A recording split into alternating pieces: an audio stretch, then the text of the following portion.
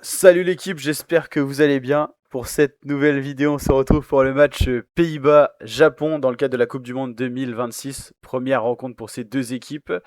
On va regarder aujourd'hui les cotes sur un site de pronostic rue des joueurs. On va regarder les différents résultats de ces deux dernières équipes en préparatif de la Coupe du Monde, du Mondial. Et on va donner un petit pronostic pour ce qui pourrait être le résultat ce soir. Donc le Pays-Bas, ils ont une cote à 2,10, Japon 3,75, donc Pays-Bas favori. Ils restent sur un 2-1 face à l'Ouzbékistan, petite équipe en face. Ils restent sur une défaite 1-0 face à l'Algérie, qui fait d'ailleurs partie de la Coupe du Monde. D'ailleurs comme l'Ouzbékistan qui fait sa première Coupe du Monde. Match nul 1 partout face à l'Équateur, c'était en début d'année 2026. Et victoire 2-1 face à la Norvège. Donc en gros, résultat contrasté, 2 victoires, 1 nul, 1 défaite. C'est une équipe qui n'arrive pas avec le plein de confiance. Le Japon, c'est tout autre. Il reste sur une victoire 1-0 face à l'Islande, qui n'est pas au mondial d'ailleurs. Il reste sur une victoire 1-0 face à l'Angleterre. Ça, c'est un résultat assez fou. Et une victoire 1-0 face à l'Écosse. Ils ont fait beaucoup d'équipes britanniques. Donc le Japon qui arrive avec le plein de confiance. Aucune défaite dans les dernières rencontres. Même s'ils ne sont pas favoris ce soir. Parce que le Pays-Bas fait partie quand même des outsiders de la Coupe du Monde, quoi. Pays-Bas d'ailleurs, c'est leur deuxième Coupe du Monde d'affilée.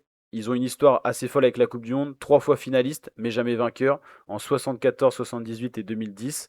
2010, c'était la Coupe du Monde en Afrique du Sud, finale face à l'Espagne. Et en 2022, ils étaient bien là, ils ont été en quart de finale au Qatar, mais ça n'a pas donné, grand-chose. Le Japon, c'est une petite équipe sur le papier, mais qui fait toujours des bons résultats, ce qui est une grosse solidarité défensive.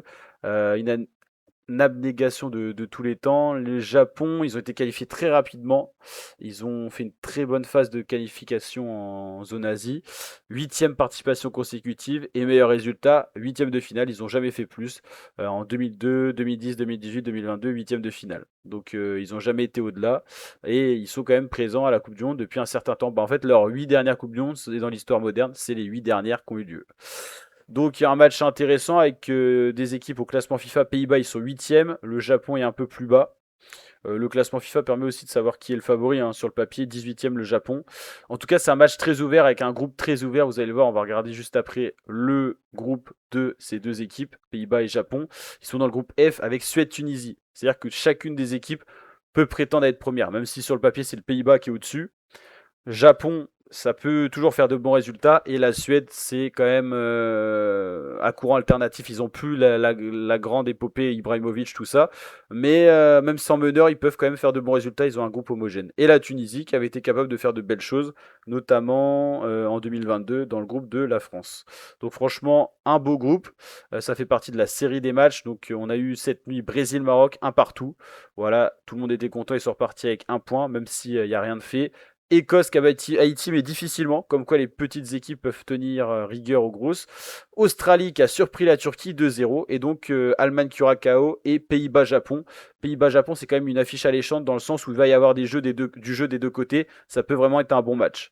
Autant Allemagne-Curaçao, ça devrait être en sens unique. Pays-Bas-Japon, il y a de quoi faire match. Et Côte d'Ivoire-Équateur, c'est un peu le même délire. Il y a vraiment moyen de faire une rencontre équilibrée et agréable à suivre. Ah, il y a énormément de matchs. Il y a Suède-Tunisie aussi cette nuit. En fait, toutes les 3 heures, vous allez avoir un match. Vous avez Allemagne-Curaçao, 3 heures après Pays-Bas-Japon, ensuite Côte d'Ivoire-Équateur et après Suède-Tunisie. Donc, il y a de quoi faire. Donc mon pronostic pour ce match, je vois bien une victoire surprise du Japon, genre 2 buts à 1 ou 3 buts à 2. Je vois bien un match un peu fou. Je pense qu'il va y avoir des buts, mais il va y avoir quand même de la solidité défensive. Donc ouais, 2 pour le Japon, 1 pour les Pays-Bas. L'équipe, je vous laisse mettre votre pronostic en commentaire. N'hésitez pas à liker, vous abonner, partager. Je vous rappelle que c'est Intégral Coupe du Monde sur la chaîne YouTube. On fait quasiment tous les matchs en intégralité, en présentation et résumé de certains matchs. Donc n'hésitez pas à suivre tout ça sur la chaîne. Ciao l'équipe, portez-vous bien.